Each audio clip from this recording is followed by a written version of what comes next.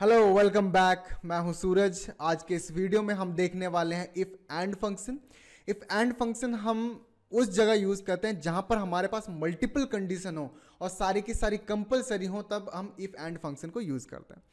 For example, अगर आपकी दो सब्जेक्ट, आप एग्जाम देने गए और आपका रिजल्ट दो सब्जेक्ट के ऊपर डिपेंडेंट है, मतलब आपका जो एग्जाम है वो हिंदी और इंग्लिश में होने वाला है। एक हिंदी सब्जेक्ट है और इंग्लिश सब्जेक्ट है। अगर आप दोनों में पास होंगे तो आपके रिजल्ट में पास आएगा। इन केस अगर आप किसी एक में भी फेल हो गए तो आप फेल होंगे। तो यहां पर क्या है, आपको हिंदी में भी साथ के साथ इंग्लिश में भी पास होना कंपलसरी है। इस केस में हम एंड को यूज करते हैं। ठीक है, तो आई होप आपको ये में थोड़ा समझ में आ गया। अभी हम प्रैक्टिकली समझते हैं कि हम कैसे करते हैं। तो हम अपनी शीट की तरफ मूव करते हैं।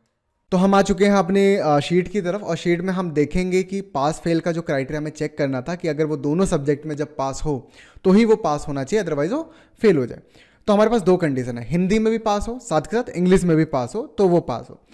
तो अब क्या करेंगे, चेक करेंगे कि हिंदी के स्कोर, अब पासिंग क्राइटेरिया जो है हमारा वो 50 होगा। फॉर एग्जाम्पल, अगर वो फर्स्ट कंडीशन उसकी ट्रू हुई यानी कि अगर वो पास हुआ और फर्स्ट कंडीशन भी ट्रू हुई यानी कि सेकंड कंडीशन में पास हुआ, तो इसका जो रिजल्ट होगा वो ट्रू होगा।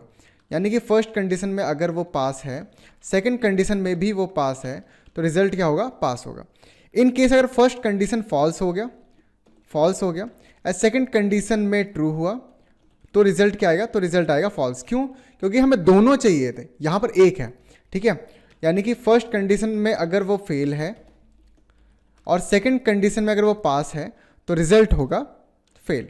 ठीक है, और अगर मान लो कि फर्स्ट कंडीशन ट्रू हो गई, सेकंड कंडीशन फॉल्स हो गई, तो रिजल्ट क्या होगा, तब भी वो होगा फॉल्स। यानी कि फर्स्ट कंडीशन में अगर वो पास हुआ, सेकंड कंडीशन में वो फेल हुआ, तब भी रिजल्ट होगा फेल।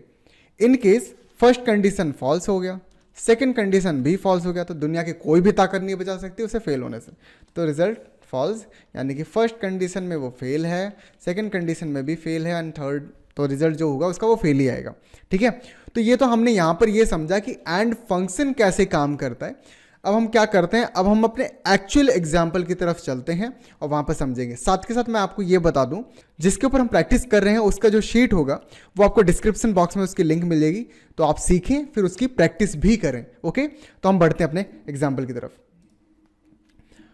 तो हमारे पास यहाँ पर नेम है, साथ के साथ हिंदी सब्जेक्ट है और इंग्लिश सब्जेक्ट है। पासिंग क्राइटेरिया 50 है, यानी कि जब वो दोनों कंडीशन को फुलफिल करेगा तभी वो पास होगा। तो यहाँ पर हम लगाएंगे इक्वल्स टू इफ।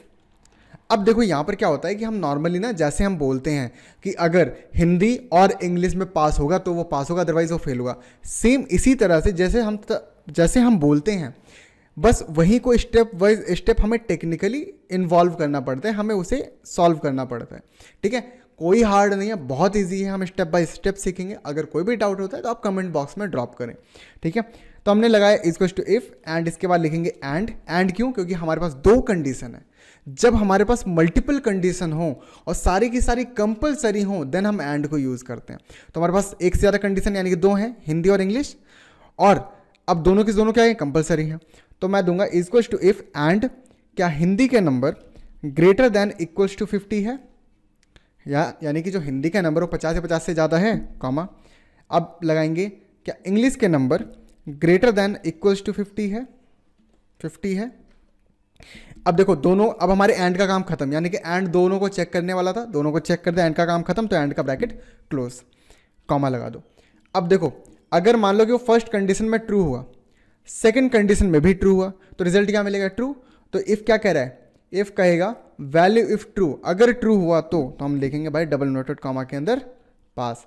यानी कि अगर नंबर नहीं है और आप उसके अलावा कुछ और इनपुट दे रहे हो तो आप वहां पर डबल इन्वर्टेड कॉमा यूज करोगे। अदरवाइज वैल्यू फॉल्स, अगर फॉल्स आया तो भाई साहब फेल हो जाए, ब्रैकेट क्लोज एंड एंटर, और एंटर करेंगे तो गूगल शीट के अंदर आपका क्या होता है, सजेस्टेड ऑटोफिल आता है, तो आपको यहाँ पर चेक कर देना है।